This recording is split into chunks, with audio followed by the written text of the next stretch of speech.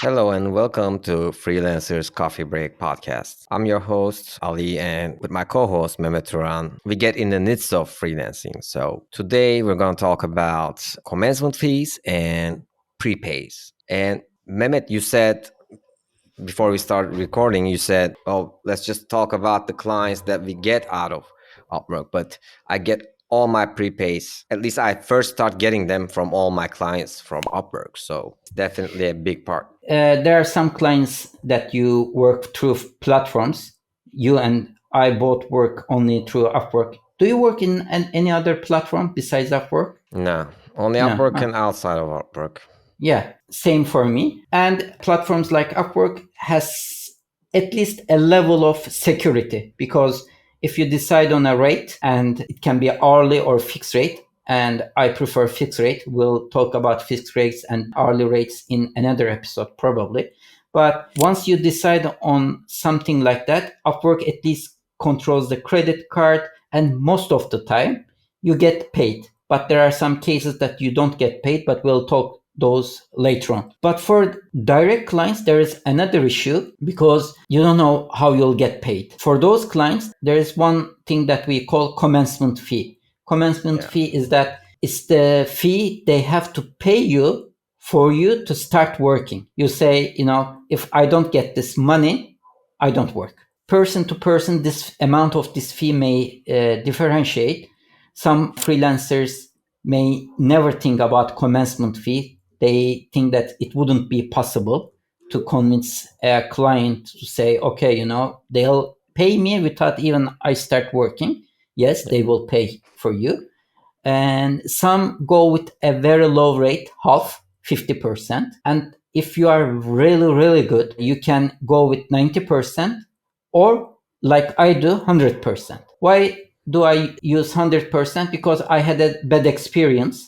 I worked with direct client, and this client had shot, he was from the Middle East area, and he had shot royal family, and he wanted me to retouch those images. I retouch, he liked them, yada, yada, yada. And when the time came for payment, he said, okay, I'm waiting for the final payment from the family, etc. And 1 week, 2 weeks, then it was, I think, winter time, but I saw this guy posting on Instagram from a very luxurious Cocheverel or something in the Alps, a very luxurious hotel, a skiing resort. And he was posting from that skiing resort, and he was just sending me excuses that he wasn't able to receive the final payment from that royal family. So he couldn't pay me, but he'll pay me in a couple of weeks. The amount was a couple of $100. So I said, I don't care about the royal family's payment, because That's not your problem. Yeah, I didn't make agreement with the royal family. I made agreement with you, and once I deliver, I wait for the payment. This is a mistake that people make, Yeah. I think it's a mistake, at least, because I always hear people saying, hey, I'm not making any money from this, or I didn't receive the money from here, so I can't pay you. But this is not, this doesn't make sense, because money is money, and you just have to make it happen. Exactly, because you don't know how much money he's making from the photo shoot of the royal family. And this is not the only case, because I had similar cases with Turkish advertisement agencies, that means local companies. For example, it was a big factory, again, retouching job. We did it, we delivered it. This is a corporate company, not even a freelancer photographer, but corporate company. And they keep on telling me, oh, we didn't receive the payment from the client, and so on and so forth. And I said, I didn't know that I was making a deal based on the payment that they will make to you. I made the agreement with you. If I knew that you wouldn't, because in my contract, you can only say this to a true partner. Like, if you're a partner with someone, and it's to the level that, you had to, you're the one getting the money, and you're paying them, and they know who are the clients and who's doing what. That's the only case where you can go and say, hey, I didn't receive the payment, so I'll be able Or to give you later. yes, yes, maybe, yeah, if you they are a very regular client of yours, you make maybe $100,000 of work in a year, then you say, okay, I can wait for this one. Anyway, they are making a ton of money in a given year for me. But if this doesn't happen, and for them I said the same thing, sorry, I didn't make the agreement with that factory, I made it with you, and I want in my contract, by that time I had a contract, it writes 30 days. At the end of the 30 days, I wait for the payment. If I know, I wouldn't work with you. I said, and they were very upset. They said, we wish we hadn't worked with you under these circumstances. I don't care. I said, please pay it. And they paid it, of course, because I was very strict and I didn't care to continue working with them, because this is the point when you make such a, high note messaging. It's a no, but it's a no to them. It's Yeah. yes to somebody else. So Yeah, you have to decide. You say, okay, do I want to work with them in the future or not? I decided that I don't want to work with such an attitude or the way they work. So I made a bit harsh email messaging to end, but get my payment to end Yeah. the contract. And so that they'll just say, okay, pay this guy's money and we don't want to hear about him anymore. And I was fine with it. Yeah. So from after those points, what I do is commencement fee. And I found that especially in United States, most freelancers work with commencement fee, especially Wow. ones with some level of experience. And as I said, after that, for example, I thought no one would pay me 100%. And to my surprise, like more than half of the clients who come to me for the first time and I tell them I have commencement fee for the first time clients for 100%, they pay.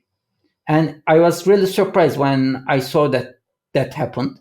And after 3, 1, 2, and 3, and then I start telling them, okay, you can pay 70%, because if they become regular, then I don't care. And I have one client, in fact, two clients. One is an ad agency in UK, and that client tells me, we'll pay you at the end of the 30th day. I started with them with, again, commencement fee. But after we delivered 3 projects, I saw that they pay, no problem. They told me, can we pay you at the end of 30 days of the invoice? Because that's our standard approach. But previously you wrote us that you ask for commencement fee for the 3 projects. We finished the 3 projects. Can we do on our regular, payment schedule? Yeah, why not? Yeah, they are paying, so why not? And without me telling anything, at every time, at the end of 30th day, automatically the payment comes in. Then I have no problem. Okay, I also so, have, So actually, what I do is actually, you can call it commencement fee, what I call prepaid. But that's another level. I know your prepaid thing. That's another level, because I think it's even further than commencement fee, because in commencement fee, there's a project and you see ahead, okay, in 1 week I'll start, then 2 weeks time I'll deliver it and the project will finish. Your prepaid approach is far more different. So you can explain about it. Yeah, so first of all, like, what I'm gonna do is usually obvious. Like every week, or at least what we're gonna do. Like edit the podcast, create the thumbnails, edit the video, schedule everything, schedule clips, create clips, add subtitles, schedule clips. Like the tasks are so clear. We can fix it, and like when they're gonna be released, every week, for example. If these guys are like, whoever you're working with is, they look like they're gonna keep doing this, and you build this relationship with them at some point, then you can be like, hey, usually I'm like this. Hey man, like I need this money, because usually this is how it happens. Like all my successes are through desperation. I'm like, yeah, guys, I'm desperate. Like I need money, and usually there's like a case that's like crazy. And yeah, since you built this like relationship and this trust, my first like prepay was like $1,000, and it was back then like $30 a week for these guys. And that's like when I really first started actually. So I did that actually in a couple of months, and after that, like we built this system where I would finish up or we'll get close to finishing up the work, and they'd be like, hey, so what are we doing? Because when you do that, you just have to do something for them. So you just have to give something. If your fee is like 150, then you have to just, make a discount and make it 125, for example, per episode. So because they're paying you in big chunks, and it's big money when you look at it like that. Like you wouldn't be able to, maybe, like for me at least, I'm not a money saver. I've never been a money saver, so it's never possible for me to like save $10,000. I'm not good with banks either, so this is like this is really good for me because I get to have that kind of money. But usually there's a crisis in my case. Like Hmm. all the times I got prepaid, it's a crisis. And I hate it when it turns into this thing where it's kind of unprofessional, you're kind of needy and you're like, hey man, you're just, trying to, it's like asking for, hey, you go at high school and ask your friend, hey, you got like some money, man, that I can Hmm. borrow. So it's something like that in Hmm. my case. And especially just recently, this month, I really felt that. Like I would always feel it, and I don't like it because Hmm. it's affecting you personally while you get the financial benefit. It may be bad when you're in crisis, but it could have been very nice if you are not in crisis, but you fix the client for 6 months or for 1 year. When you are not really in need, let's say per episode price is So that's what I 150. expected Yeah. actually, because like this last time when I asked one of my clients, they're actually two guys, and I said, hey, like, because the work is going really good, the team is performing better than ever. Like, we're ahead of schedule and everything is going smooth. And it's not a big, really, it wasn't a big amount, but they said no, because there are like 3 months to go before I work it off. Hmm. So they were like, no, like at this point, we can't. Yeah, that was actually really like a slap in my face because, I was considering that I made this deal with them because I haven't been raising their rates, or at least like the amount of work and effort.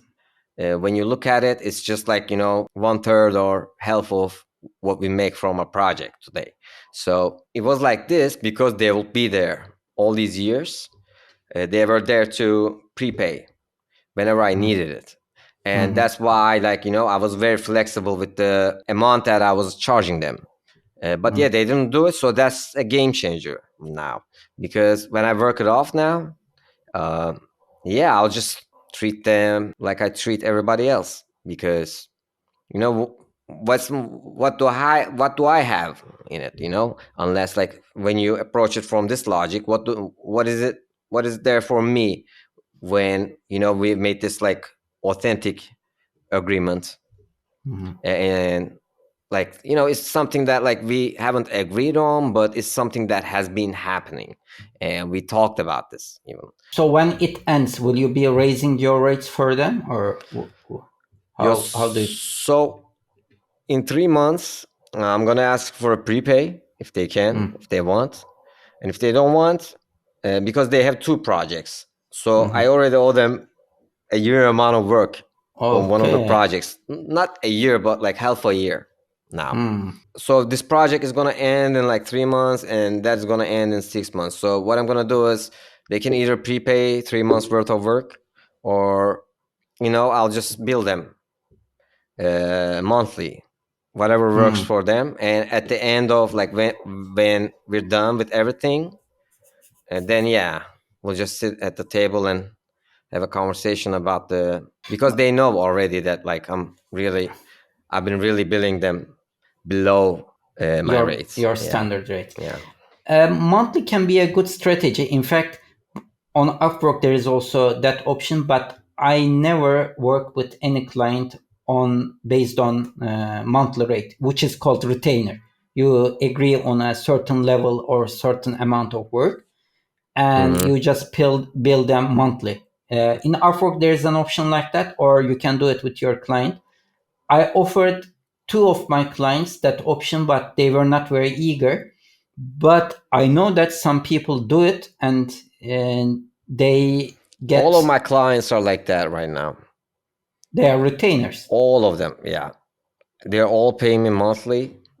So All just like direct clients or two all or three, Upwork clients. no, no, Upwork clients too. Two or three of them, we work on a project basis Mm-hmm. because the work is like, you don't know what's going to come.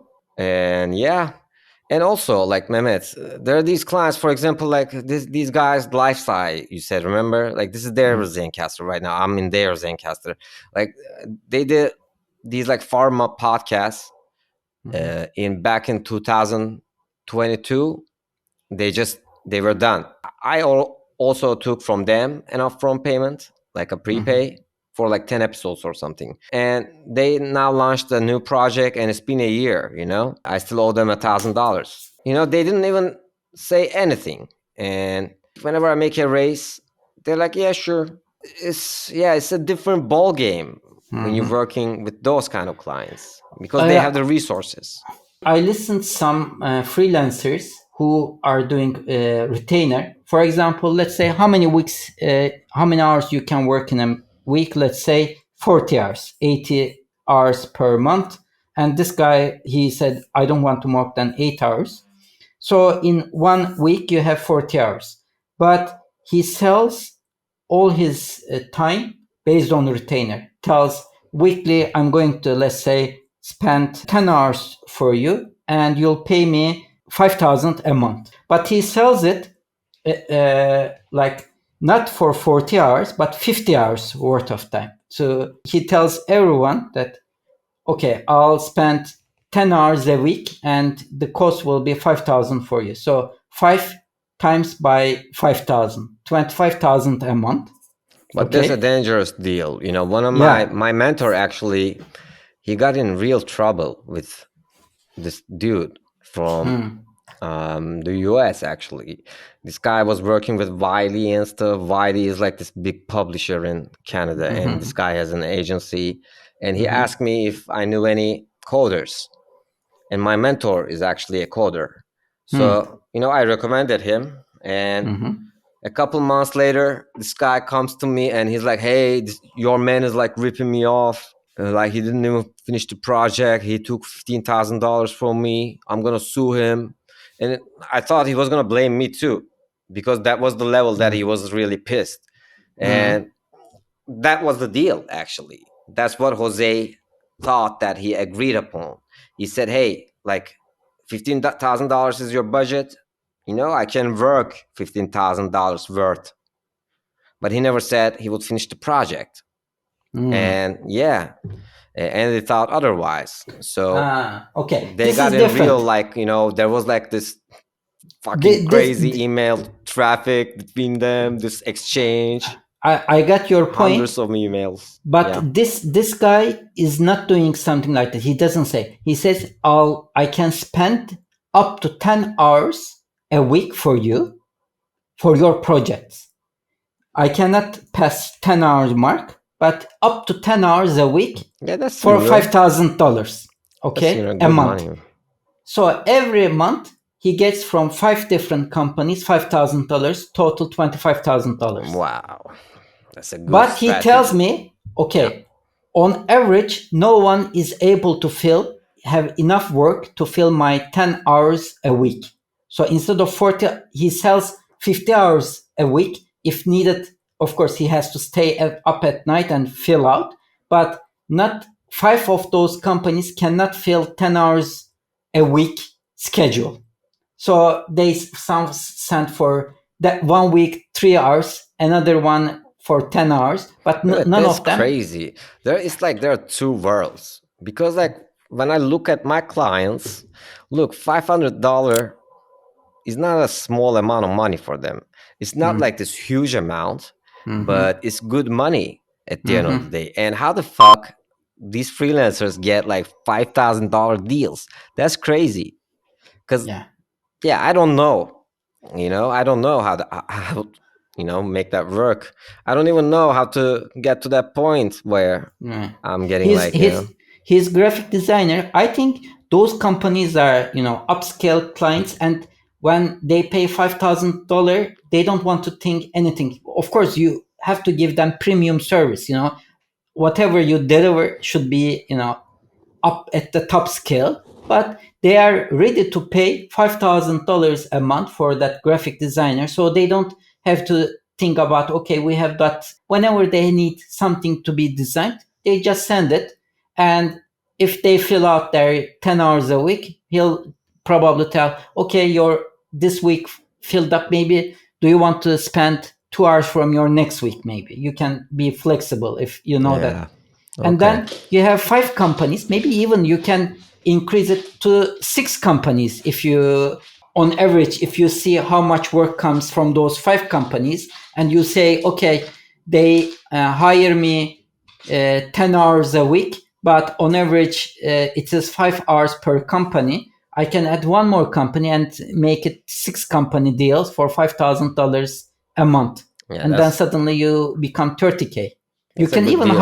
hire someone, someone really good, even at 10 companies, and you'll just control the work, just approve it before sending the client. But if you can find one more person and just maybe even double your thing, if you can find that many good clients. Of course, it's not, as you said, it's mind boggling to find a company, to find one company who will pay $5,000 a month every month. It's a retainer agreement. You say it will continue Hopefully, until I you have cancel actually it. one Yeah. deal. Yeah. I have one deal with, and they're probably gonna pay something not that much, but a bit lower than that. But I'm working with a team. Hmm. It's a team of people, so it's different, kinda, I guess. Yeah, that's different. Working with the team, that may be a good subject to talk in a future podcast. Yeah, but at the end of the day, I just realized I was like, hey, Mm. like this guy is actually, he a big part of it is like he knows he can trust me, just like you said. He knows Hmm. that I'm gonna deliver what he wants. He knows that I understand the dynamics of their company, their brand, and Hmm. so on. So these are all like, security. This is all security for them. They know for a fact that whatever they send, I'll deliver. Like, it was a challenge, you know I told you Then, about this story, where yeah. they sent these like huge documentary style videos, and Hmm. Hmm. you know Then maybe for you, the next step would be to ask them to go on to a retainer agreement. You'll pay me every month this amount, and I'll deliver you this many hours of work, for example. so Because our you have to agreement limit it. was, You yeah, cannot say yeah, unlimited. yeah, but yeah, so our agreement was unlimited design and videos. But what happened was, because they were working with this company in the US called Design Hmm. Pickle, and Hmm. that's Yeah, what they're yeah, offering, and they're yeah. also They have unlimited option. Yeah. yeah, but they're not dynamic. That's Hmm. their problem. And that's why, actually, like, usually I always say there are a lot of factors, but your turnaround times, your communication, being dynamic with the client is one of the key points, where, because they don't want to, worry about, is this guy going to get back to me? Are they going to, Yeah. oh, we're going to be late for Yeah. this project, but this guy is not responsive. So these are all really, really important, I think. There can always be an amount as a retainer as well, that you don't commit them, I'll only work full time for you, but you can say I'll work unlimited, just like Design Pickle. But you have to decide on that amount of money. It may not be 5K. Maybe it's 5K for you, $5,000. You'll say, I'm ready to promise for all audio and video edits for $5,000 a month. I'll do unlimited work. Or you can just say, okay, it's for $5,000, I can do this many hours of work, or For 10K or 7,500, you know that you can hire very good sound editors and video editors So my for part argument of is money. this Yeah. with them. My argument is with this. So we're gonna have a conversation about this actually next week. And my argument is this: that I hired people when they made me the offer because I needed to hire people, and he knew it, Yeah. and they kept paying me. And with that money, they kept paying me. Sometimes they didn't have any work, Mm-hmm. but just little stuff that only I could do. But they kept paying me. So what I'm gonna tell them is or my argument is this: that I hired these people, and you actually made an investment. That was an investment because I trained those people as well. They're well trained. They know the systems. They know the brand. We're like the substitute, but we're Mm-hmm. kind of they're now they just gave us the virtual events, and they're growing, so they're expanding our role.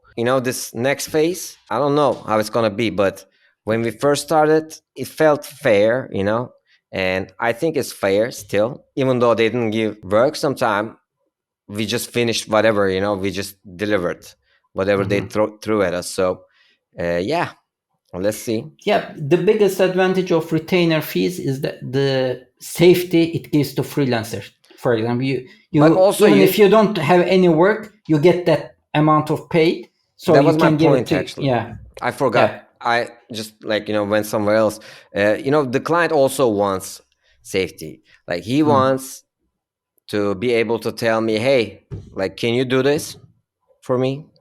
mm-hmm, And yeah, you just got they just want that safety. They just mm-hmm, want to be able to say that, at least in this deal. Yeah, and if it's like working, Mehmet, for work both parties, it is a struggle to be on top of everything yeah, always.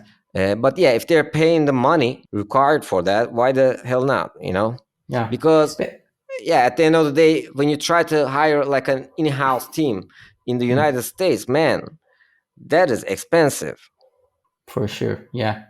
Also, when you if you have a freelancer attendant, you'll just say, okay, I can hire him whenever I need work. It's not the case because I sometimes outsource part of my work, as you know.